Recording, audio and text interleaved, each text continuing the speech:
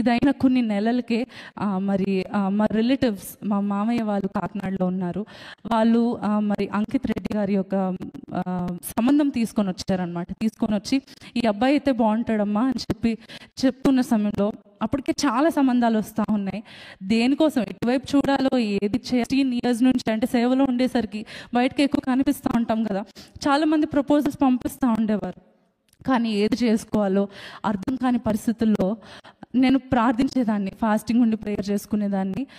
చేసుకుంటూ అంటే రోజు ఒక టైం పెట్టుకొని ఫాస్టింగ్ ఉండి ప్రేయర్ చేసుకునేదాన్ని. దేవా, నా జీవితంలోనికి నువ్వెవరిని పంపిస్తావో వారి ద్వారా నేను సేవ తగ్గించకూడదు, కానీ ఇంకా ఎక్కువగా నేను వాడబడాలి, కలిసి మేము వాడబడాలి. అటువంటి ఒక మంచి దైవజనుని పంపించు ప్రభా. నేను ఆ సేవ ఆగిపోకూడదు, లేకపోతే ఒక మామూలుగా స్టేగ్నెంట్గానో లేకపోతే పేరు కోసం సేవ చేసేవారుగానో కాకుండా నాకు ఒక మంచి హస్బెండ్ని పంపించు అని చెప్పి ప్రార్థిస్తున్న సమయంలో ఈ యొక్క సంబంధం వచ్చిందండి.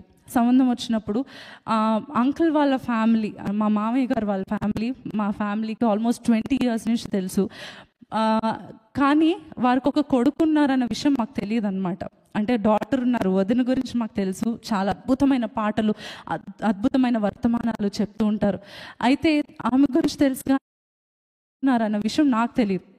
కొన్ని రోజులకు ఇది వచ్చిన తర్వాత నేను కొన్ని పిక్చర్స్, ఎవరు అసలు వీళ్ళ అబ్బాయి, ఓకే వీళ్ళ అబ్బాయి అని చెప్పి ఇన్స్టాగ్రామ్ అంతా చూస్తూ ఉన్న సమయంలో చూడ్డానికి అంతా బాగానే ఉన్నారు, కానీ పాష్గా ఉంటారేమో, సేవ మీద ఇంట్రెస్ట్ ఉండదేమో, ఈ ఫోటోగ్రఫీ పిచ్ ఉన్నట్టుంది, సేవ మీద ఏం ఇంట్రెస్ట్ ఉంటుంది అని చెప్పి నేను అనుకుంటూ, నేను అంటే ఫోటోగ్రఫీ మీద ఇష్టం, చాలా ఇష్టం ఉన్నట్టు అనిపిస్తున్నారు, ఏముంటుంది సేవ మీద ఇష్టం అని చెప్పి మమ్మీతో మాట్లాడుతూ వచ్చాను అనమాట. మమ్మీ నీకు తెలుసా అంటే, నేను ఒకసారి పోస్టర్లో చూసాను నాన్న, అంతే తప్ప అబ్బాయివి ఏం తెలీదు, కొన్ని వాక్యాలు డాడీ అప్పుడప్పుడు విన్నారు అని చెప్పి మమ్మీ చెప్పారు.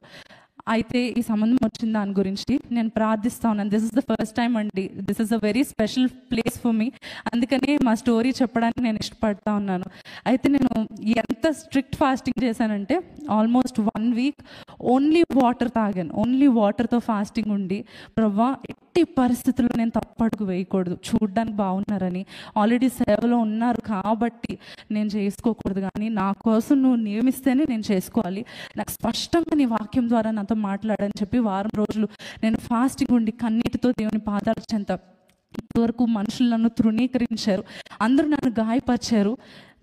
ఎలా ఉండాలంటే ప్రవ్వా, కలకనిన వారి వలె నుంటిమి అన్న మాట మనం ఇజ్రాయెల్ నుంచి బానిసత్వంలో నుంచి బయటకు వచ్చిన తర్వాత కలాలంటే ఆ బాధ అంతా నాకు ఒక కలగా మిగిలిపోవాలి తప్ప అది నన్ను ఇంకా గాయంలో ఉంచేయకూడదు. అంత మంచి వారిని నా కోసం పంపించు ప్రభా, అంత మంచి సేవకుని పంపించయ్యా అని చెప్పి వీరి కోసం ప్రేయర్ చేయట్లేదు. అయితే లాస్ట్ డే మరలా మాకు తెలిసిన వారి ద్వారా వచ్చిన మాటతో మరలా వీళ్ళదే సంబంధం తీసుకొని వచ్చారు వేరే వాళ్ళు. అయితే జస్ట్ సజెషన్ లాగా వాళ్ళు అడిగారని కాదండి, వారు ఏమని చెప్పారంటే పలానా అబ్బాయి ఉన్నాడు మీకు బాగుంటుందేమో అని చెప్పి చెప్తా వచ్చారు. వచ్చినప్పుడు మరి చాలా ఎక్కువగా ప్రార్థించి ఇంక లాస్ట్ డే నేను వాక్యం తీసి చాలా నీరసం వచ్చేస్తుంది, తల తిరిగిపోతా ఉందన్నమాట. అయినా సరే ప్రభా వాక్యం ఇచ్చే ఏదో ఒకటి దీని గురించి ఫినిష్ చేసేద్దాం, ఏదో ఒకటి అంటే ఏదో ఒకటి మంచిది అయితే కనుక ముందుకు వెళ్ళిపోవచ్చు, లేదంటే ఇక్కడితోనే ఆపేయాలి, ఏది సాగదీయకూడదు కదా అని చెప్పేసి నేను వాక్యం తీసుకుంటున్నప్పుడు జస్ట్ బైబిల్ ఓపెన్ చేశానండి, మోకరించాను, బెడ్ పైన బైబిల్ ఉంది, ఇలా ఓపెన్ చేసి ఐస్ బ్లర్ అయిపోతున్నాయి అనమాట, కళ్ళు తిరిగిపోయి. అయినా సరే I was trying to read. ఎలా అంటే ఒక ఫోకస్ రిలీజ్ అయినట్టు ఈ వాక్యం పైన నా కళ్ళు పడ్డాయి. ఏమనంటే go with them for I have sent them to you, they have come from మీ అనే వాక్యం నాకు వచ్చిందండి. వచ్చినప్పుడు నేను అనుకున్నాను, సరే ప్రభా నువ్వు మాట్లాడితే కనుక శ్రేష్టమైన దాన్నే నువ్వు ఇస్తావు, నా తల్లిదండ్రులకు మాకు అందరికీ పీస్ ఉంది కాబట్టి నీకు ఇష్టమైతే దీని గురించి ముందుకు వెళ్తామని చెప్పి డాడీ దగ్గరికి వెళ్ళి వాక్యం చెప్పినప్పుడు డాడీ మామూలుగా అయితే నా విషయంలో చాలా ఎక్కువ ఆలోచిస్తారు కదండి, కూతురు విషయంలో అంటే కూతురు పెళ్ళి అంటే చాలా ఎక్కువగా ఆలోచిస్తారు కదా. డాడీ వెంటనే సరే అడిగేద్దాం అన్నారు.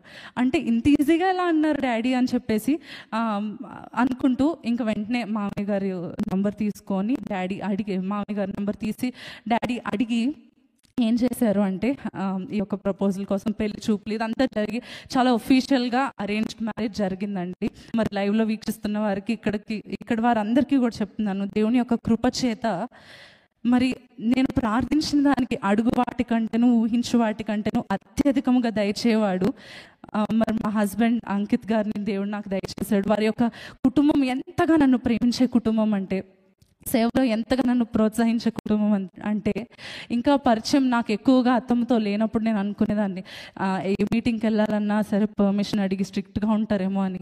కానీ ఎంతగా నన్ను ప్రోత్సహిస్తారో అత్తమ్మ మామయ్య అంటే, అమ్మ నెక్స్ట్ డే మీటింగ్ మేమే నీకోసం అరేంజ్ చేపిస్తాము, ఎక్కడికి వెళ్తారు నాన్న, నువ్వు ఎక్కువ వాడుబడతాలి, ఎక్కువ ప్రార్థన చేసుకో, ఇద్దరు ప్రార్థన చేసుకోండి. ఇలా స్టేజ్ మీదకి వచ్చే ముందు కూడా ఎంత ప్రేమగా నాకు టెక్స్ట్ పెట్టారంటే, ఇప్పుడు వాళ్ళకి ఆల్రెడీ లేట్ నైట్ అయిపోయింది కానీ ఎంతో ప్రేమతో పెట్టారంటే, తల్లి చక్కగా వాడబడండి, ప్రేయర్ చేసుకొని వెళ్ళమ్మా, చక్కగా my beautiful doll and my handsome prince ఇద్దరు వెళ్ళి వాడబడండి దేవుని కోసం, షైన్ ఫర్ జీసస్.